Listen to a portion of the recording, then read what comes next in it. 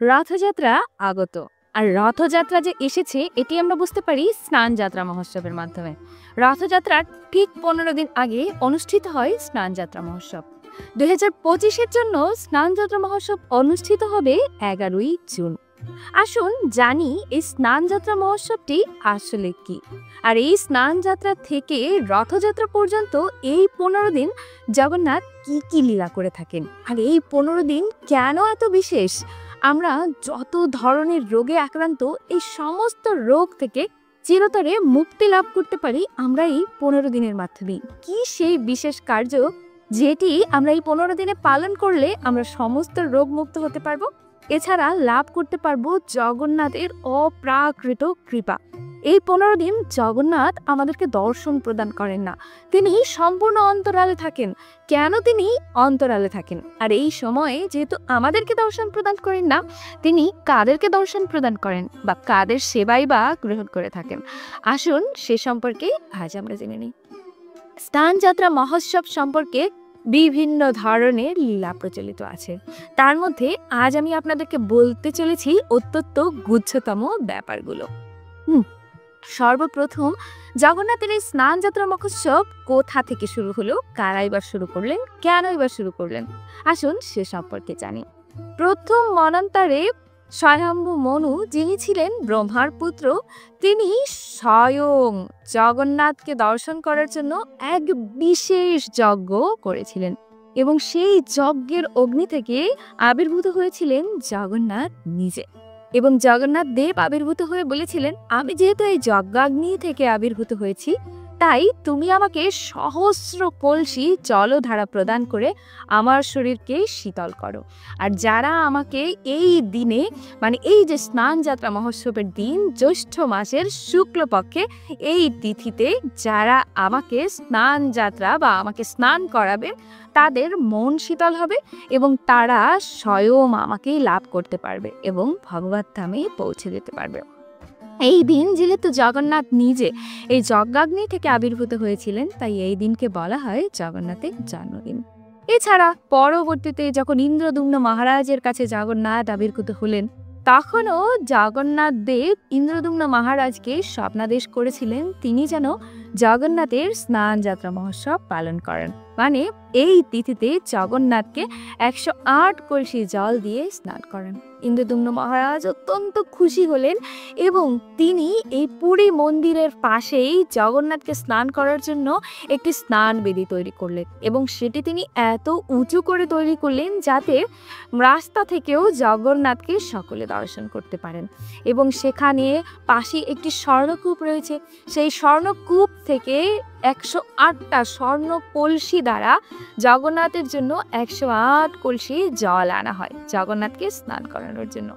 এরপর জগন্নাথ, বলদেব, সুভদ্রা মহারানী এবং সুদর্শনকে একটি বিশেষ বস্ত্র পরানো হয়, পট্ট বস্ত্র, যেই বস্ত্রের শুধুমাত্র জগন্নাথের চোখ ব্যতীত সমস্ত কিছু আবৃত করে ফেলা হয়। এরপরে জগন্নাথকে এই পুরী মন্দিরের আসন থেকে সেই স্নান বেদিতে নিয়ে আসা হয়, সকলে ঘাড়ে করে জগন্নাথকে নিয়ে আসেন এবং সেই যে আসার সময়টুকু, সেই সময়টুকুকেও একটি শোভাযাত্রার মতো হয়ে থাকে এবং সেটিকে বলা হয়ে থাকে পহণ্ডি বিজয়।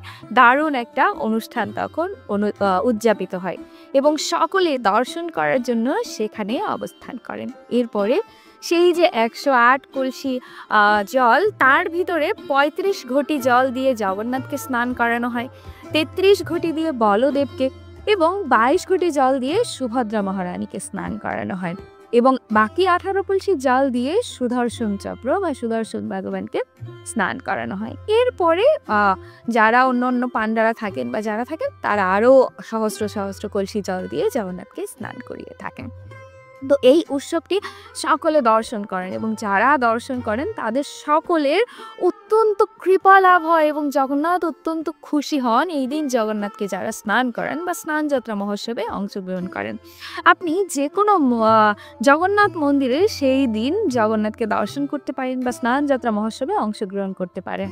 জগন্নাথ হলেন এমন কৃপালু ভগবান, আপনি যেই হন না কেন আপনি সেদিন জগন্নাথকে স্নান করাতে পারবেন। যেমন রাধা, মাধব, নৃসিংহদেব, তাদের সেবা সকলে করাতে পারে না বা তাদেরকে সকলে অর্চন করতে পারে না বা তাদেরকে সকলে হচ্ছে স্নান করাতে পারে না, অভিষেক করতে পারে না। কিন্তু জগন্নাথ এতটা আ মানে কি বলে নিজ স্তরে নেমে আসে সকলকে কৃপা করানোর জন্য। তাই আমার মতো যারা নিচু রয়েছে তারাও জগন্নাথকে স্নান করাতে পারেন এবং জগন্নাথের অত্যাধিক কৃপা লাভ করতে পারেন এবং সেটি আপনি আপনার নিজ গৃহেও করতে পারেন। সেক্ষেত্রেও কোনো সমস্যা নেই। এছাড়া অভিষেক দর্শন এবং অভিষেক করানো দুটি সমান ফলপ্রদ। আপনার পক্ষে যদি ভগবানকে স্নান করানো সম্ভব না হয় তবে আপনি সেটি ফোন বা বিভিন্ন মাধ্যমে বা বিভিন্নভাবে দর্শন করতে পারেন, তবেও আপনি সমান ফল লাভ করতে পারবেন।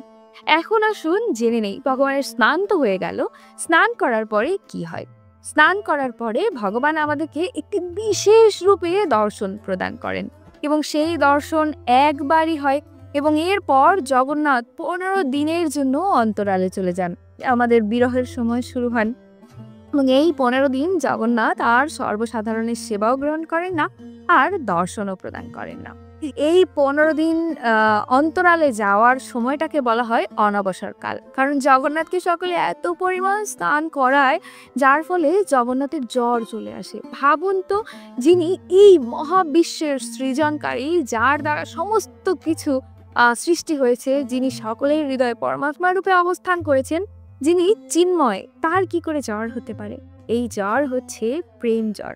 তিনি তার কিছু অন্তরঙ্গ পার্ষদ এবং অন্তরঙ্গ ভক্ত যাদেরকে তিনি অত্যন্ত ভালোবাসেন তাদের সেবা গ্রহণ করার জন্য তিনি এই জ্বর লীলা করে থাকেন। এই জ্বর লীলার পূর্বে ভগবান নিজেকে গজবেশে আমাদের সামনে তুলে ধরেন। এখানে ভগবান জগন্নাথ একটি কালো হাতির রূপ ধারণ করেন, বলদেব একটি শ্বেত হাতি এবং সুভদ্রা মহারানী পদ্ম ফুলের বেশ ধারণ করে থাকেন। এটিও জগন্নাথ লীলা করার জন্য, কারণ একজন ভক্ত যার নাম ছিল গণপতি ভট্ট, তার মনোবাঞ্ছা পূরণ করার জন্য তিনি এই রূপ ধারণ করেছিলেন এবং গণপতি ভট্ট মনে প্রাণে বিশ্বাস করতেন গজবেশে যিনি ভগবান জগন্নাথকে একবার দর্শন করবেন তিনি হচ্ছে এই বিশ্ব ব্রহ্মাণ্ডের বন্ধন থেকে মুক্ত হয়ে ভগবানের কাছে ফিরে যেতে পারবেন, তিনি পরম ব্রহ্মে চলে যেতে পারবেন। তো এই পরম ব্রহ্মকে দর্শন করার জন্য তিনি পুরীতে এসেছিলেন এবং তার মনোবাঞ্ছা পূরণের জন্যই ভগবান জগন্নাথ এই গজবেশ ধারণ করেছিলেন এবং তিনি তৎক্ষণাৎ তাকে কথা দিয়েছিলেন যে যারা আমার এই গজবেশ দর্শন করবে তারা সকলেই সমস্ত পাপ থেকে মুক্ত হয়ে ভগবানের কাছে ফিরে যেতে পারবে। তো এই বিশ্বাস রেখে আমরা যেন সেই দিন অবশ্যই ভগবানের গজবেশ দর্শন করার জন্য নিকটস্থ জগন্নাথ মন্দিরে অবশ্যই যাই। এরপরে আসুন আমরা জানি এই 15 দিন জগন্নাথ আমাদেরকে দর্শন দেন না, তার থাকে জ্বর। এই সময় জগন্নাথের সেবা কারা করে? কেনই বা জগন্নাথ এই প্রেম জ্বরে আক্রান্ত হয়? কাদের সেবা গ্রহণ করার জন্য জগন্নাথ সবাইকে বাদ দিয়ে বলেন যে আমি শুধুমাত্র তাদের কাছে থাকতে চাই, তাদের সেবা গ্রহণ করতে চাই? কারা জগন্নাথের এত প্রিয়? আসুন সে সম্পর্কে একটু বিস্তারিত জানি।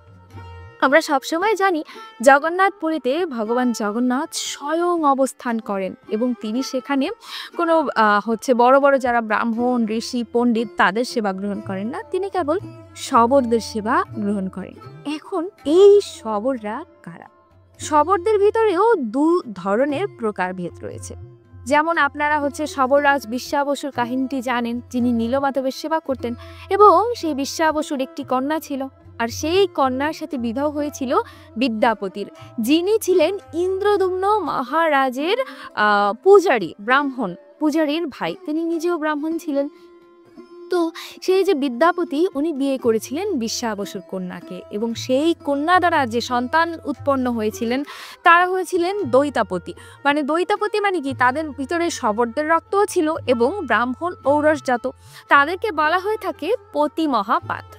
এই পতি মহাপাত্র মানে যারা ব্রাহ্মণ ঔরসজাত এবং তাদের যে বংশ পরম্পরা চলেছে তারাই মূলত জগন্নাথের সেবা করে থাকেন এই যে বাকি 350 দিন। তো সেই হিসেবে যারা শবরের ভিতরেও ব্রাহ্মণ দৈতাপতি, তারা হচ্ছে পতি মহাপাত্র নামে পরিচিত এবং তারা পুরো বছর জগন্নাথের সেবা করে থাকে। কিন্তু জগন্নাথ তো শবরদেরকে অত্যন্ত পছন্দ করেন, কারণ তিনি কেবল শবররাজ বিশ্বা বসুর সেবা গ্রহণ করেছিলেন নীলমাধব রূপে তো চিন্তা করা যায়, আর শবররা হচ্ছে সব থেকে নিচু জাতি। বলা হয়ে থাকে যে তারা কুকুরের মাংস পর্যন্ত ভক্ষণ করে থাকে। তো তাদের সেবা নীলমাধব রূপে ভগবান গ্রহণ করেছিলেন। তো চিন্তা করুন যে সেই বিশ্বাবসু ভগবানকে কিভাবে ভালোবাসতেন আর কিভাবে চেয়েছিলেন যে তার সেবা গ্রহণ করার জন্য ভগবান ব্যাকুল হয়েছিলেন। তো সেই যে বিশ্বাবসুর বংশধর বা বিশ্বাবসু যাদেরকে শাসন করতেন, অ্যাকচুয়াল শবর যারা, তাদের ভিতরে কোনো ব্রাহ্মণত্ব নেই, তারা কোনো সেবা পূজা জানে না, কোনো মন্ত্র জানে না, পূজা বিধি জানে না, তারা কেবল জানে ভালোবাসতে, হৃদয় দিয়ে ভগবানের সেবা করতে। সেই শবরদের সেবা গ্রহণ করে থাকেন ভগবান জগন্নাথ এই 15 দিন। তারা এই 15 দিন ভগবানের মন্দির থেকে বেরও হন না। 15 দিন ব্যাপী জগন্নাথের বিভিন্ন ধরনের সেবা করে থাকেন, বিভিন্ন ধরনের পাচন, ঔষধি, মানে তাদের লতাপাতা দিয়ে তৈরিকৃত বিভিন্ন দ্রব্য, এইগুলো জগন্নাথকে প্রদান করে থাকেন এবং ভগবানকে বিভিন্ন ধরনের মালিশ করেন। মানে ভগবানের সাথে অন্তরঙ্গ লীলা যাকে বলে, এই 15 দিন তারা মন্দিরের ভিতরেই থাকেন। ভগবানকে যেটা অফারিং করেন সেই প্রসাদ তারা ওখানে বসেই পান এবং সে সমস্ত কিছু তারা হচ্ছে ওখানেই 15 দিন রেখে দেন। এবং 15 দিন পর তারা যখন সেই সব উচ্ছিষ্ট প্রসাদ আদি নিয়ে বের হন, তখনও সেগুলো একদম ফ্রেশ সুগন্ধিযুক্ত থাকে এবং সেই প্রসাদের এক কণা পাওয়ার জন্য সকলে ব্যাকুল হয়ে থাকে। তো আমাদের আশেপাশে যে জগন্নাথ মন্দির রয়েছে, সেখানেও ভগবানের জন্য এই সময় পথ্য, মানে জ্বরের পথ্য, মানে ঔষধি, সেগুলো জগন্নাথকে প্রদান করা হয়ে থাকে। তো সেই ঔষধি বা সেই পথ্য যদি আমরা গ্রহণ করি প্রসাদ রূপে, তবে আমরাও বিভিন্ন ধরনের কঠিন থেকে কঠিনতর রোগ থেকে মুক্তি লাভ করতে পারবো। তো এই 15 দিন জগন্নাথ তাদের সেবা গ্রহণ করে থাকেন এবং জগন্নাথ অত্যন্ত স্নান করানোর পরে, এত মালিশ আদি ইত্যাদির পরে জগন্নাথের শরীরের যে রং থাকে সেই রং ফিকে হয়ে যায় বা কোনো কোনো জায়গা থেকে রং উঠে যায়। তো জগন্নাথ যখন সুস্থ হয়ে ওঠেন, মানে প্রেম জ্বর থেকে তিনি যখন মুক্তি লাভ করেন, তখন জগন্নাথকে সাজানো হয় এক নতুন রূপে। নতুন করে জগন্নাথকে বিভিন্ন ধরনের রং দিয়ে সাজানো হয় এবং নতুন বস্ত্র, নবযৌবন রূপে জগন্নাথ আমাদেরকে দর্শন প্রদান করেন। এবং এই যে 15 দিন জগন্নাথ আমাদের থেকে দূরে ছিলেন, আমরা যাতে জগন্নাথের উপরে অভিমান করতে না পারি, এই জন্য জগন্নাথ আমাদেরকে কৃপা করার জন্য মন্দির ছেড়ে রাস্তায় চলে আসেন। চিন্তা করুন, আমি তো ভগবানের কাছে যাই না, মন্দিরে যাওয়ার কোনো প্রয়োজনই মনে করি না, কিন্তু চিন্তা করুন যে ভগবান আমার সাথে দেখা করার জন্য এই রাস্তায় আমার বাসার সামনে চলে আসবেন। এমন কোন ভগবান এত কৃপাময়, এত দয়াবান? তো জগন্নাথ রথযাত্রার দিন রথে চড়ে রাস্তায় নেমে আসেন আমার মতো কীট পতঙ্গ রাস্তার জীব যারা রয়েছে তাদের সবাইকে কৃপা প্রদান করার জন্য।